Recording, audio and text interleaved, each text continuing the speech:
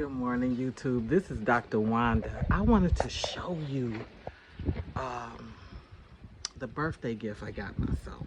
Okay, it is completely life-changing and has taught me many lessons about life and living and loving and struggle and sacrifice. All this stuff is all wrapped up in this one little gift, and this is what it is.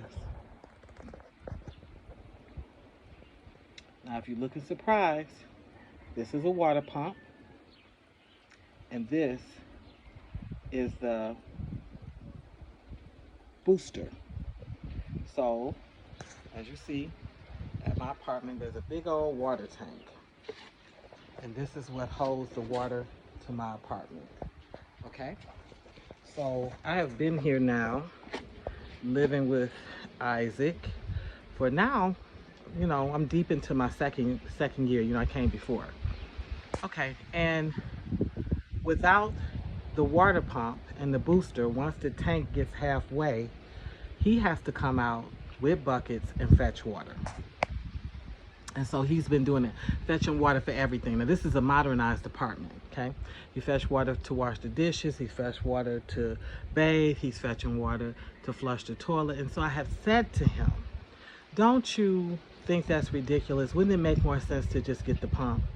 The landlord had promised a pump, and Isaac, in his naivete, really believed this man was going to get the pump. I said, listen, in my experience with these landlords, if they don't do what they say they're going to do within 30 to 60 days of the promise, you're not getting it. In the U.S., we withhold rent because we pay our rent monthly. In Africa, you pay the rent a year or two ahead, and this apartment is 1 year. So there's nothing to use as leverage. There's nothing to force these guys to do what they said they was going to do. But in the meantime, this man is toting water. Now, he's never asked me to fetch water, and he's never complained to me about fetching water. But I start looking at the situation, okay? So a couple of times I was sick, and you got to lift it, you relieve yourself, and then you vomit. You got to lift the lid to put water in it to flush. You're washing dishes, you got to go get water to wash the dishes, and you're working with buckets. And I'm sick of the buckets. Everything requires the water. When I want to wash my hair, it's because without the pressure, it's not going to come through the shower head, it's not going to come through the pipes, it's not happening. So we're waiting and waiting and waiting and waiting and waiting. And finally, I said, is my husband waiting me out? I thought maybe he was too cheap to buy a pump, and he was waiting on me to buy it. So I put my feet in the sand. I said, well, I don't tow water, so it doesn't matter. But then it was times I saw him sick. He didn't feel good. He's a person that's sensitive to malaria. And he still had to go fetch water, and he fetched it. And then I realized, I said, no, this isn't him waiting me out. This isn't any of that stuff. This is the effects of poverty. He is so used to fetching water that even in crises, even in trial, with his back against the wall, he just used to doing it. And I hated that. It hurt me. And so I said, you know what? When I get some extra money, I'm going to get the family a pump. I'm not going to say anything. I just want to wait it out, and I'm going to get a pump. So I had an opportunity to get myself anything I wanted, And I thought about it. I said, let this be a gift that lifts the whole house, lifts the whole family. And so I didn't say anything to him when I went to get it. I've been talking with him about the topic of what I want. I want this, I want that. But he didn't know. So I went with the driver. We looked through a series of pumps, and we found this pump and the booster. And so he came home to it, and he lit up like a Christmas tree. He was so excited. He got on the phone.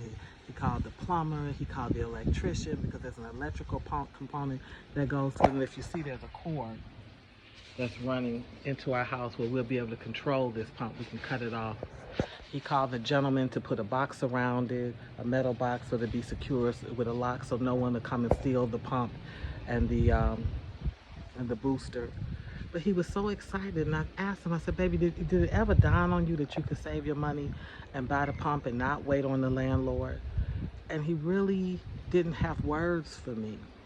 So I often say, because I grew up in poverty in Detroit, aid for dependent children, welfare. My mother was a domestic. My father worked for the auto plant, and he lost 3 fingers in an accident, and that just became a lifelong of drinking, just not producing except when he felt like it.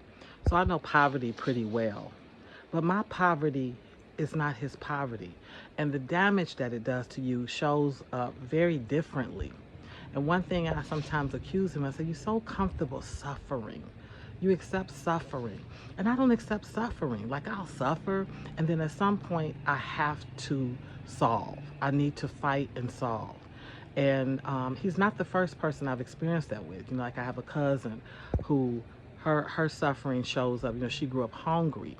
So any place she goes, I mean, she can be down to her last $5. She's going to put food in her cupboard. She has to see food in her cupboards or she's not happy, because she never wants to be hungry again.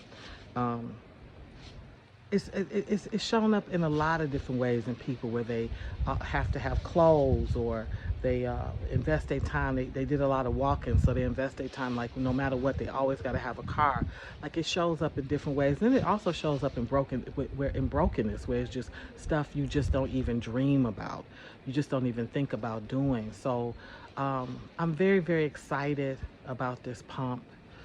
I think about all the people in this community, because I'm in a village township, and so there are lots of people here fetching water. And I look at the tanks, and some of them are fetching from a tank, and I say, wow, look how amazing it is that the Father saw fit that, me living in this country, running my little store, I'm able to treat myself for my birthday to a water pump. And you see all the buckets and things over here. We got far more than that. Lots and lots of buckets. I'm gonna get these buckets out of my house. I'm gonna be able to enjoy my bathroom properly, stand up to my kitchen sink and wash without, concern of buckets, toting water, waiting on him to tote water, bringing some humanity back to living, okay? But I wanted to share that. Because these are the small things that you experience when you live abroad, and you allow yourself to live among the people, and you see that even what's simple, something as simple as that, becomes complicated, and that there's this whole spiritual piece to it. You would have thought it was my husband's birthday. He was so excited, just running his mouth and walking fast and getting stuff done. And I liked it. I liked sharing in that joy with him. After all these months of buckling down and being in this suffering, because for me, coming from the West, this was suffering. Toting water to use the bathroom, toting water to wash your hands, suffering.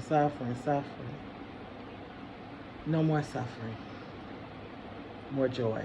That's what I promised myself. I said, this year in Ghana, this year living in Ghana, me and Gia would experience more of our comforts, that we would focus more in that area and experience more joy. Anyway, little water tank, a little water pump has made a lot of difference.